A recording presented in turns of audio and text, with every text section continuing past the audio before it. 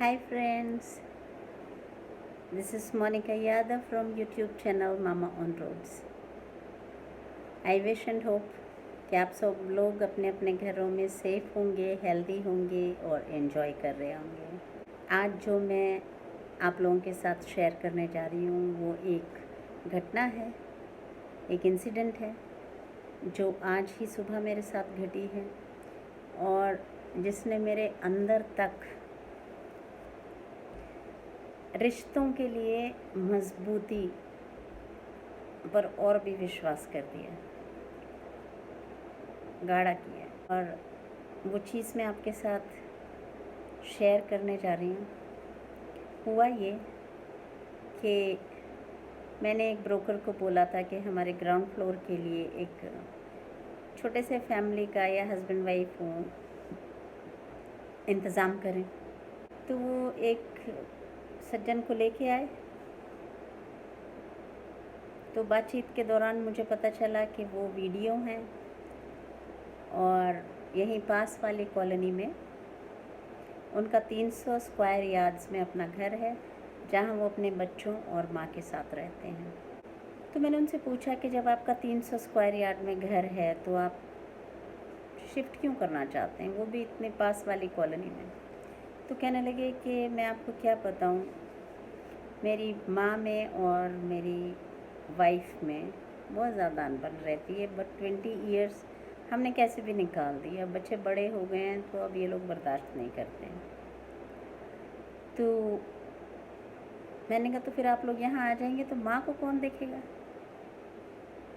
कि नहीं, मैं इसीलिए अपने घर के पास वाली कॉलोनी में मकान देख रहा था कि मैं सुबह शाम अपनी माँ के पास रह के मिल के आ सकता हूँ। और उनका तो हम काम वाम करने के लिए, क्योंकि बुज़ुर्ग हैं वो भी, तो काम वाम करने के लिए मैं इंतज़ाम करूँगा उनका कुछ। तो मुझे बहुत बुरा लगा, मतलब अंदर तक मेरे पेन हुआ कि कैसे अपनी माँ को छोड़ के, अकेली माँ को छोड़ के ये लोग आ जाएंगे और यहाँ रहेंगे। तो उस टाइम मैंने कुछ नहीं कहा, बस मैंने इतने कहा कि देखो ये घर घर की कहानी है, बट बूढ़े बुज़ुर्ग माँ बाप को अकेले छोड़ना ये तो कोई सोल्यूशन तो है नहीं वैसे। बट मुझे नहीं पता आपके रिलेशनशिप क्या हैं अपनी मदर से, और आपकी वाइफ के रिलेशनशिप क्या हैं उनकी मदर इन लॉ से। तो खैर ये बातचीत होती रही। फिर कहने लगे कि ठीक है मैं अपने बच्चों को लेके आऊँगा, उनको भी घर दिखा दे। तो नेक्स्ट डे अपने बच्चों को लेके आए। देन हमारी बात हुई काफ़ी देर तक।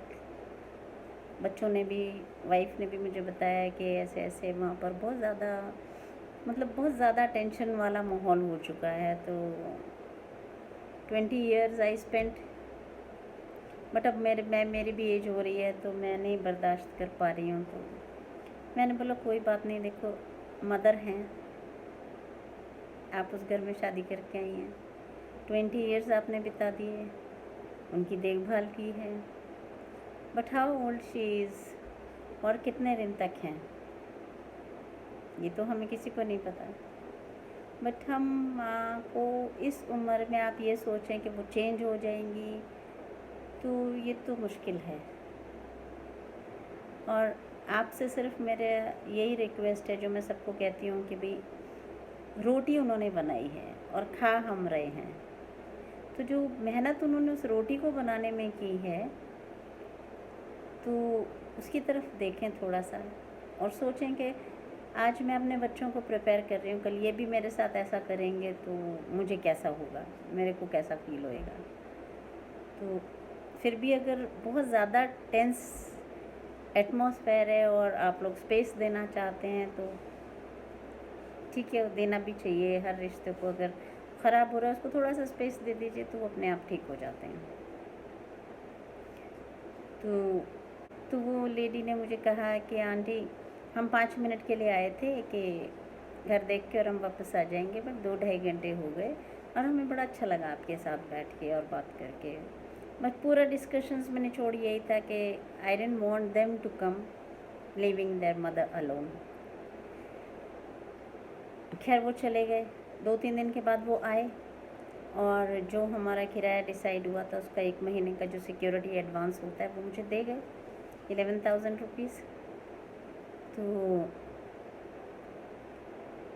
देख के चले गए कि अभी मैं ये जो इलेक्शन चल रहे हैं इसमें मैं बिज़ी हूँ, इसके बाद हम शिफ्ट कर लेंगे। मैंने कहा आपका घर है, कभी भी आइए।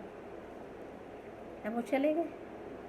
तो उसके बाद अभी 3-4 दिन पहले उनका फ़ोन आता है ब्रोकर के पास कि हम शिफ्ट नहीं कर रहे हैं, हमारी मदर के साथ हमारा कॉम्प्रोमाइज़ हो गया है और अब मैं अपनी माँ के पास ही रहूँगा।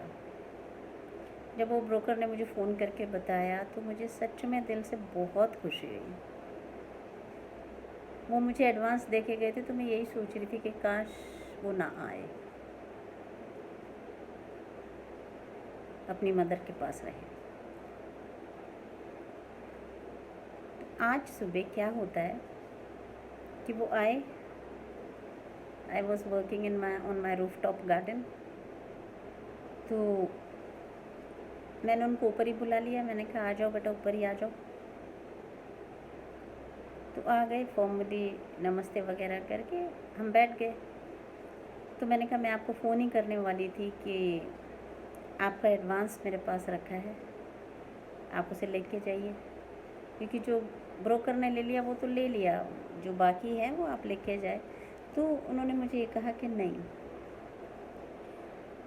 आपको मैं आंटी कह रहा हूँ लेकिन मन से मैंने आपको अपनी माँ माना है, क्योंकि आपकी वजह से, आपकी बातों ने मुझे इतना झकझोर दिया कि मुझे लग रहा था कि नहीं, मैं अपनी माँ को अकेला छोड़ के शायद गलती कर रहा हूँ।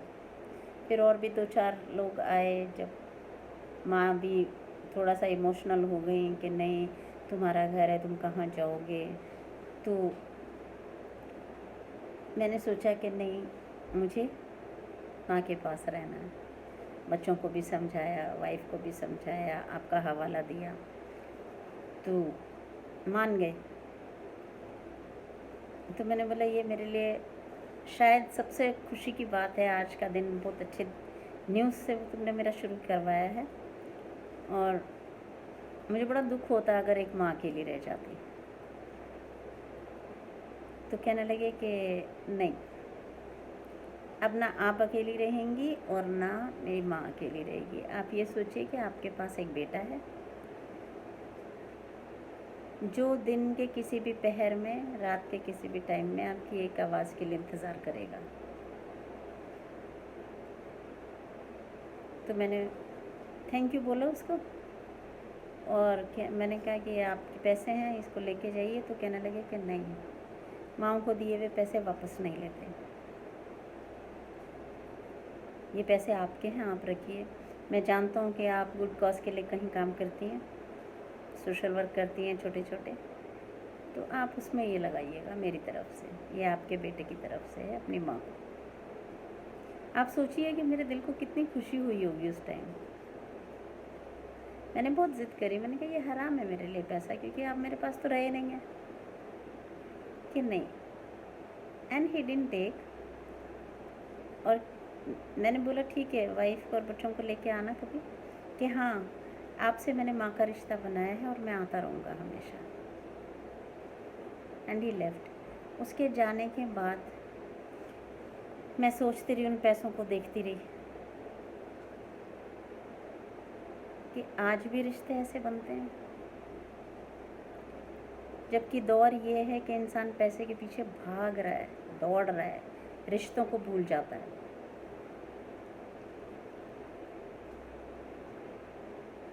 लेकिन मुझे खुद समझ में नहीं आ रहा था कि मैं क्या सोचूं, क्या करूं, कैसे इस चीज़ को एक्सेप्ट करूं।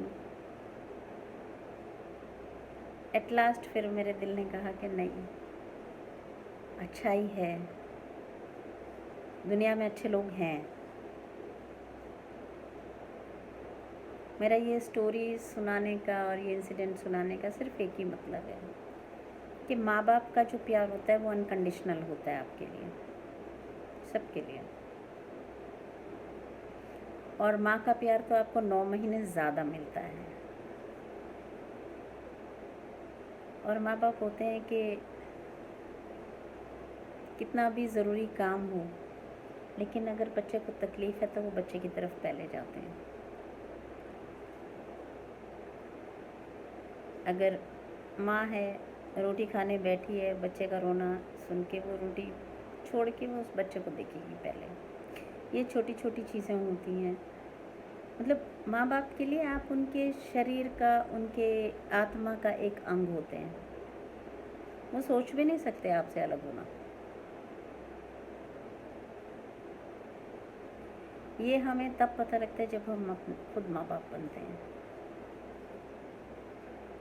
तो अपने माँ बाप को खुश रखिए, उनके साथ एक क्वालिटी टाइम बिताने की कोशिश कीजिए। कुछ नहीं चाहिए माँ बाप को, कोई बड़ी बड़ी गिफ्ट्स और पैसा ये सब नहीं चाहिए होता, क्योंकि उनकी जो ज़रूरतें होती हैं ना बहुत लिमिटेड हो जाती हैं। खाना एज के साथ कम हो जाता है, घूमना फिरना एज के साथ कम हो जाता है, बच्चों की तरफ देखते हैं बस। तो माँ बाप के साथ रहिए, उन्हें खुश रखिए, उनकी दुआएं लीजिए और देखिए आपकी ज़िंदगी में सब कुछ अच्छा ही अच्छा होगा। Thank you very much. और अगर आपको मेरा ये वीडियो पसंद आया तो प्लीज़ इसे लाइक, शेयर एंड कमेंट करें। और अगर सब्सक्राइब नहीं किया तो सब्सक्राइब करें।